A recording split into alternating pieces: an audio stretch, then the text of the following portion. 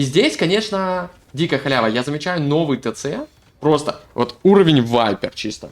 Я вышел на уровень Вайпера. То есть заметить рано рождающийся ТЦ сразу. Еще и на желтом цвете. Да. Желтый цвет решает. Возможно, желтый цвет помогает в этой именно теме.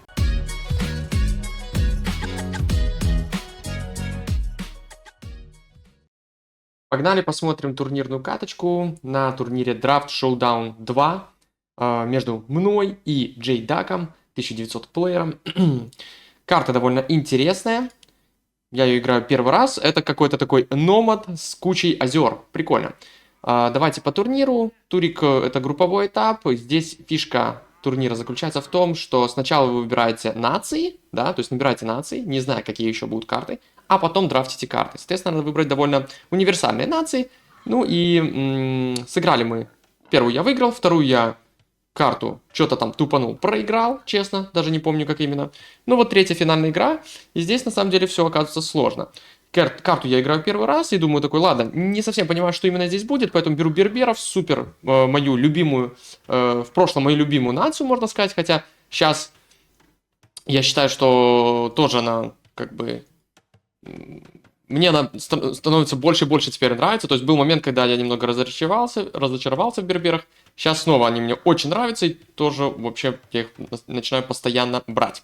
Но у Джейдака есть перс. Перс на такие номадные карты с кучей озер — это просто идеальная цива. И я начинаю сильно напрягаться. То есть я сначала подумал, что оппонент вроде как такой-сякой, первую я слишком легко выиграл, но потом мне показалось, что он меня тоже может выиграть. И здесь довольно напряженно идет. Игрок из Испании, что-то я очень много с испанцами играю, испанцев в эпохе очень много. Окей, у нас берберы, кресты передвигаются немножко быстрее. Это поможет. Поставил я док на правое озеро, мой оппонент поставил на верхнее. Довольно далеко. А ратуши у нас довольно близко, даже вот можно сказать в одном-полтора экранах друг от друга. И между нами, по сути, есть озеро. Есть один момент, я поставил прямо на озере, но я очень долго не буду осознавать, что у меня здесь находится самый быстрый источник пищи в игре. Максимально удобно, но я этого не буду осознавать, это довольно сильный затуп.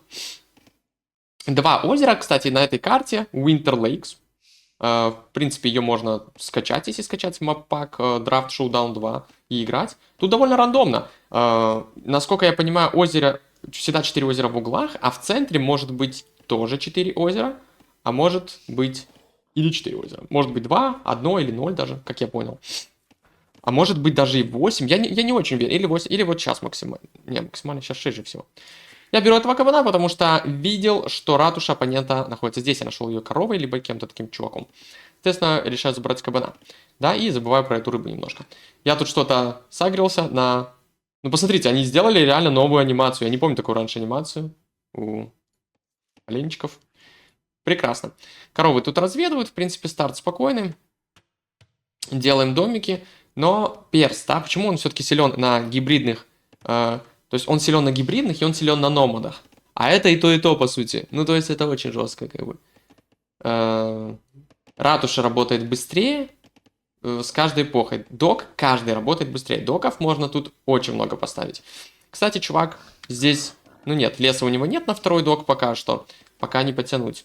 Но забирает кабанчика, которого я, по-моему, вижу. Да, я видел этого кабанчика. И вроде как, может, и думал про него, но не успел.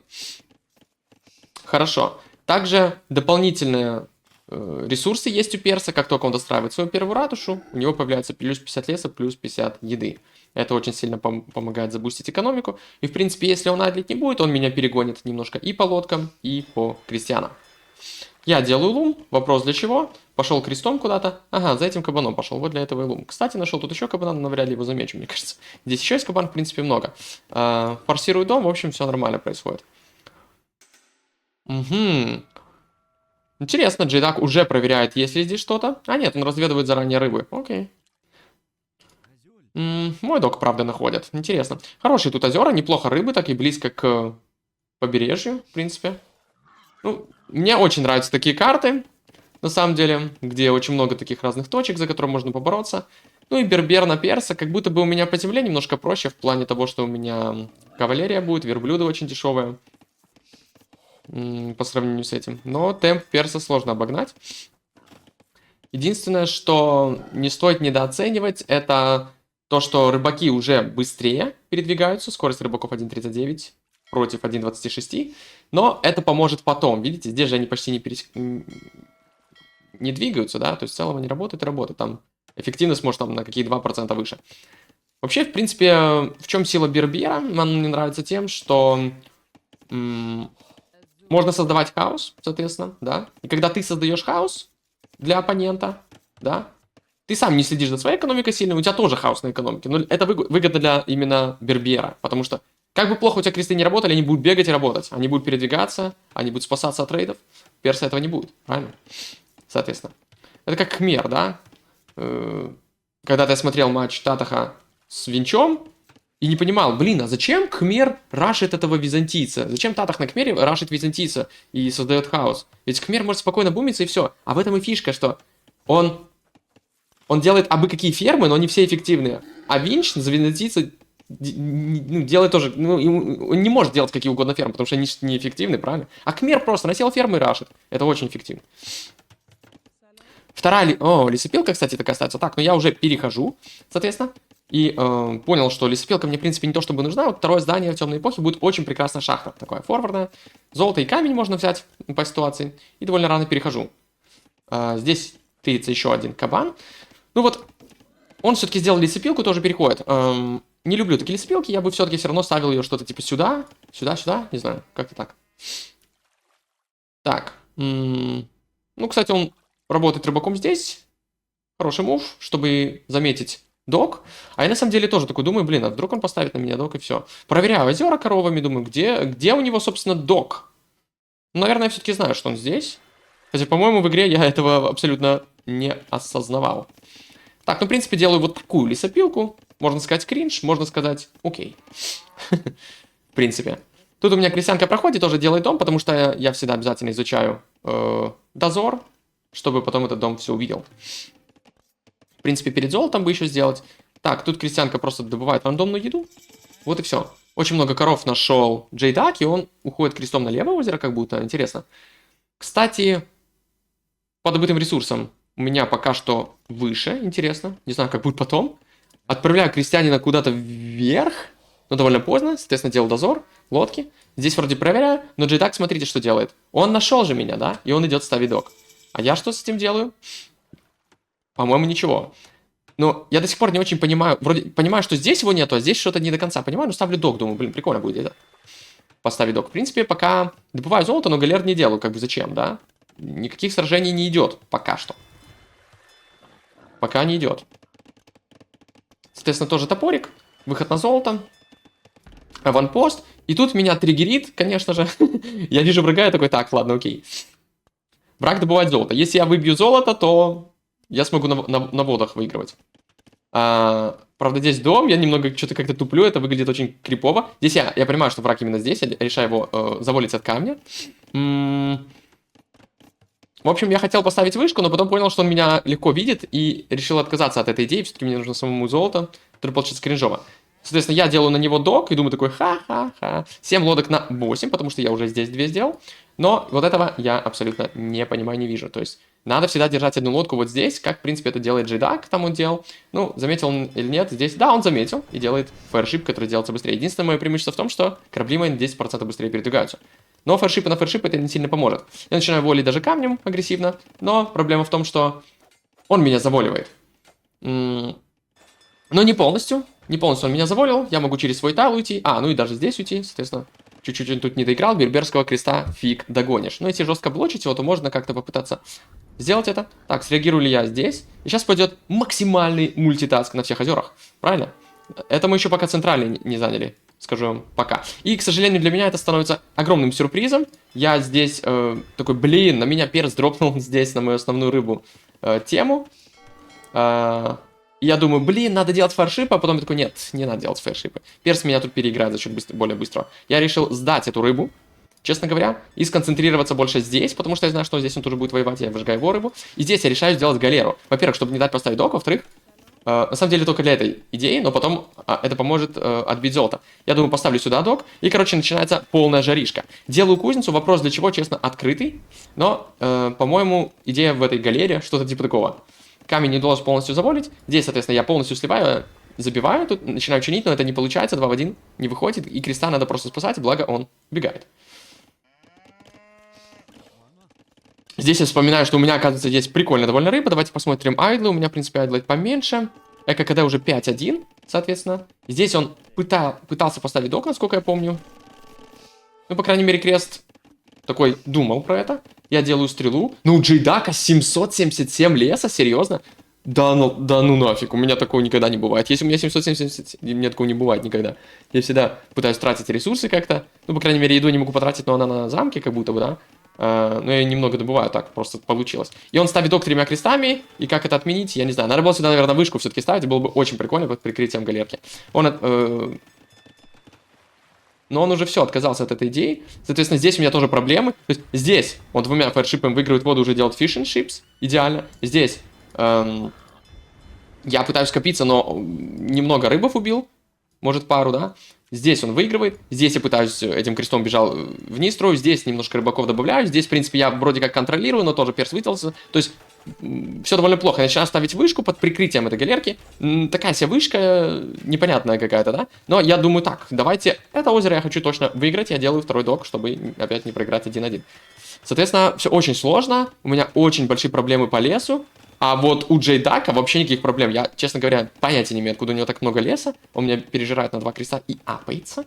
Да, рынок был заюзан немножко, он продал 300 леса и все на этом спокойно. То есть он еще за персы и апается, быстрый персидский ап. Здесь я даже не законтролил, они сами вывалились. Я хотел подвести начать чинить, но я просто не успеваю за этими фаршипами. То есть они сами воюют, я вообще это не контролю, и особо тут контролить нечего. Я хочу начать контролить, но очень тяжело. То есть я буквально на всех озерах начинаю проигрывать. У меня все близко к переходу, но у меня не хватает. У меня даже близко нет 2 зданий, правильно? У меня есть эта кузница, но надо рынок. А чтобы построить рынок, нужно, соответственно, мельница. Где он поставил мельницу, мне интересно? Вот же она. Вот же она. И да, я отправляю Брандер, но даже Брандер, он вроде как контролит, он разделяет рыбы, насколько я помню. То есть как бы ничего не выходит. Вышка, да, достроена, но она мало что дает. Персидский док очень жирный. И я вроде пытаюсь взорваться, но вообще ничего не получается. Откуда думаю, нет, в одного я не хочу взорваться. Это все-таки невыгодно. Рыбак стоит 75, а Брандер стоит 120 рейсов. Ну, буду ждать более хорошего момента, наверное. Честно говоря, не помню. Доки у меня самые обычные. В принципе, 45 на 42, но я-то не перехожу до сих пор. То есть я пытаюсь что-то там... Я решаю забивать на мельницу. Нахера мне мельница? Думаю, сыграю. Все равно нужна будет конюшня, чувствую. Я уже понимаю, что враг как будто бы... Ну, хотя нет, в игре я ни хера не понимал, на самом деле. Кто там враг, не враг, переходит, либо не переходит. А что с тем Брандером, я даже не помню. И здесь, конечно, да, для меня это было шоком. Типа, он перешел, я такой нажимаю переход, и я такой, блин. Здесь я через делит убиваю все-таки двоих, довольно неплохо получилось. 120 на 150 ресурсов все-таки разменял. И тут пытаюсь через вычинивание спастись. Идеально, он в идеальном доке делает апгрейд. Здесь у него фишбум. Фишбум какой? Уже 11, делал 12, у меня всего лишь 6. Несмотря на то, что я пытаюсь играть там на нескольких озерах все-таки. Но это скорее такое. Он делает еще и пилу. Но сейчас самое ужасное, да? Он-то все видит тоже, как и я. Я вижу это. Но я не сразу заметил. И сразу 2 коня выбегают персидских. И я такой, ё-моё. Типа, и как мы это будем камбэкать? Непонятно. Идет переход. Я делаю еще такую лесопилку, чисто чтобы... Там кресты эффективно работали, они будут все под ТЦшкой. Он мне еще выжгет домики, а домики мне прям нужны. Я пытаюсь выиграть эту воду против перса, но у меня здесь всего 3 рыбака, пара бомжей. Короче, про это я вообще не знаю. Про это я знаю, что я проиграл. Здесь у меня рыбов очень мало. И как же Джейдак тут, ну, как бы темпует. Мне реально там выжигают дома просто. Как будто я их удалил, так быстро не выжглись, капец. У меня проблемы с домами, у меня нет золота. Ну... Бербер, я, конечно, вижу какое-то золото, я просто его беру, просто они убегают, на самом деле, не так далеко. Я понимаю, что одна конюшня, то есть верблюды-то у меня дешевые, но как я его перемашу с одной конюшней? Мне нужна вторая конюшня. Ресурсов нет от слова совсем, рынка у меня тоже нет, поэтому играться ресурсами я не могу. Но здесь замечаю креста, какой-то раненый крест пришел делать осадку, опять же, мои ванпосты доки все видят. Я такой, так, надо любой ценой отменить этого креста, чтобы задержать пуш. Но квиквол у него работает, и я тут такой думаю, блин, ну почему у меня здесь нет какой-то галеры, еще что-то. Ну потому что у меня вообще нет ресов, в принципе. На 500 ресов добытых я отстаю, я пытаюсь продолбиться к нему, но осадка, скорее всего, будет построена. Здесь еще уваливаются пацаны, я начинаю микрить, отвожу одного чувака, и в принципе, довольно окей получается. По сути, мы только в этом озере сейчас воюем. Он достраивает осадку, сразу делает манганель, 2 конюшни есть. Седла у него, правда, нету. Я подготовил некоторые апы, 1-1 седло, в принципе, неплохо. И вторая конюшня, и даже на ТЦ мне хватает. То есть, в принципе, сейчас вот эти лесорубы очень хорошо поработали. Кони пока что не зашли. И, в принципе, вроде как доживаю до замковой без каких-то колоссальных потерь, да. Здесь нахожу какого-то рандомного креста, который лепит аванпосты. То есть, меня полностью палят, но крест есть. Здесь верблюд. Но один всего лишь тут. Вроде как мы задефали эту воду, но какой ценой, да? Какой ценой? Здесь можно фишбумить, но я этого не делаю пока что. Ставлю ТЦ, потому что слишком несейфово себя чувствую. Подходят пики, они довольно тупые. Но, наконец-то, мы рожаем 4 верблюда. Очень хорошо, что я сделал все-таки вторую конюшню. И здесь, в принципе, окей, за счет апов мы должны вырулить. Все-таки кони 100 хп. Здесь, кстати, можно было бы как-то заволить, да? А, ну не всегда еще пробегают. Кресты дают тычки, какие-то какой-то бред. Здесь есть осадка. Довольно странное от меня решение здесь делать лесопилку, но ладно. Итого, 57 на 47. Тем временем, 13 рыбаков есть, да? В принципе. Не то чтобы много. Перс, благо, не ставит на меня доки, да? Не ставил до этого момента. Он замечает, что я здесь фишбумлю, видимо. Да, здесь золото я отбил. Выходит 2 катапульты, это было довольно опасно. Давайте посмотрим начало, я не совсем понял. Он решил вывести 2 катапульты. Кстати, скорпы были бы, может, неплохим решением против верблюдов. Решает стрельнуть, но вроде как в чуток не попал. Я иду в катапульты, у него свои верблюды. Он стреляет в рыбака. Ну, убил одного рыбака, я даже этого не видел. Или заметил в последний момент как будто. Я, честно говоря, не помню. Ну и что? Мы отходим. В принципе, у него очень много золота. Он очень много где-то золота добывает. Плюс, у него вообще есть монастыри, эти новые монахи, блин. И здесь он очень сильно золото добывает. И 2 ТЦ работают? Работают. У меня это и ТЦ и работает. Как? Если у меня приоритет, всегда идут не крестьяне, а какие-то апгрейды. Всегда. Поэтому у меня ТЦ не может работать. Он не может работать. Короче, но мы делаем Devotion, потому что я полю его монахов. Я вижу даже, как он релик утаскивает. Здесь катапульта. И думаю, блин, тут катапульта интересная. Вообще-то Брандер взрывает катапульту, и по цене Брандер стоит 120, а катапульта почти 300 ресурсов. Это очень выгодный размер. Я замечаю его доки. Кстати, здесь меня переклинило, я подумал, что это его 2 дока. Что-то типа такого. Не помню точно. Но он выжег мои штуки. По рыбам у меня, соответственно, 11 на 13. Но я добавляю рыбаков здесь и здесь, в принципе. Такой думаю, блин, нормально, лес есть.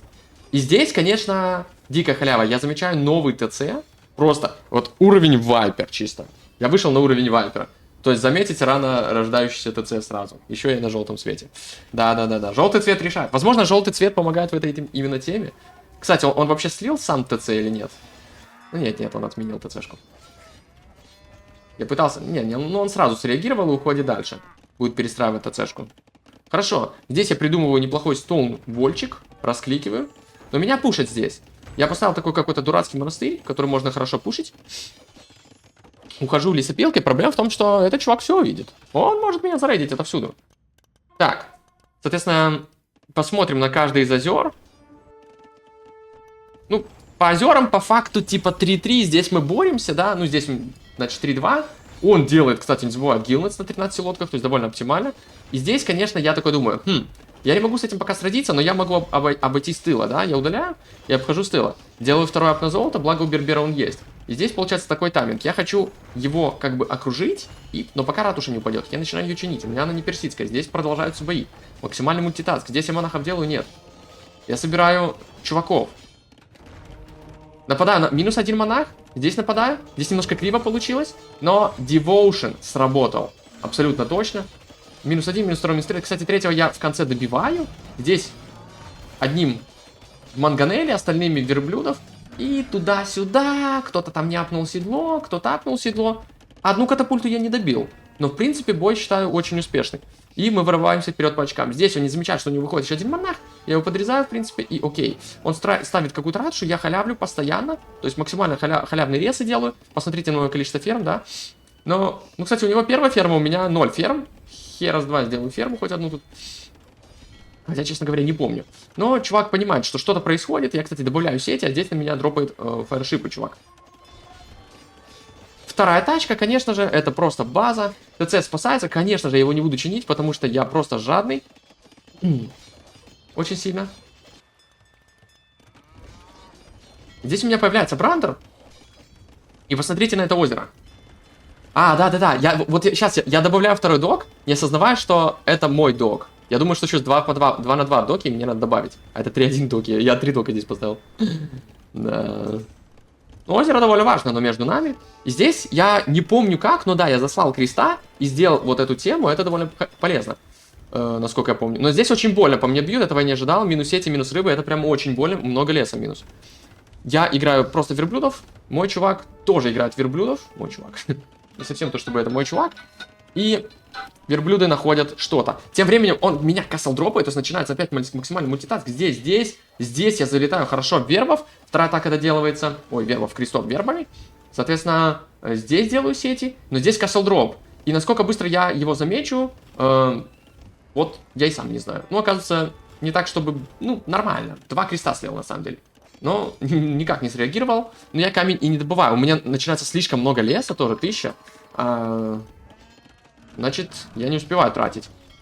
Так, а здесь случайно брандера-то не было? Да, был брандер. То есть я такой думаю, я же сделал брандер, я его хотел против катапульт использовать. Но думаю, так, иди сюда, дружок. Со своими верблюдами без седла. Бам. Ну, брандер, типа так себе, но фэршипы тут помогут. Здесь я такой, обидно. Хотя не уверен, что я там вообще что-то видел. Но здесь рыбаков он теряет. Верблюды продолжают массово тут что-то делать. Я уже добавляю рыбаков, как только чувствую, что выиграл воду. Здесь верблюд что-то трэшварит. Так, ап на камень, значит, скоро у меня выйдет человек 40 на камень где-то. Ну да, вот они выходят. Здесь под фаершипами буквально. Здесь верблюды, конечно, нарезают. Мы уже убили 35 эко-юнитов против 19. Но по экономике он все еще впереди. Хотя, ну, у меня крестьян очень мало, как бы. Какие-то коровы. Мы его айдлим довольно сильно. И, конечно, папа, мы его пережираем очень-очень-очень сильно. Ну, и по экономическим, и по военным. Замок убьет мою ратушу, и по сути это у меня практически нет ратуш. Я ставлю рынок плюс универ. Неужели я только сейчас... Я, походу, только сейчас заметил, что у меня так много леса, да? То есть ставлю эти 2 здания, у меня все равно остается 1300 леса. А что я рыбаков не заказываю? Заказываю, ну как-то мало, что ли? Но здесь буду массово заказывать, хотя там рыбы не то чтобы много. Слона он не делает. Здесь доки вроде выжигаются. И здесь мы его бьем верблюдами довольно больно. И чувак переходит в импы. Вот почему у него такая просадка. Этого я не прочувствовал. Чувак нажал импы в этой ратуше.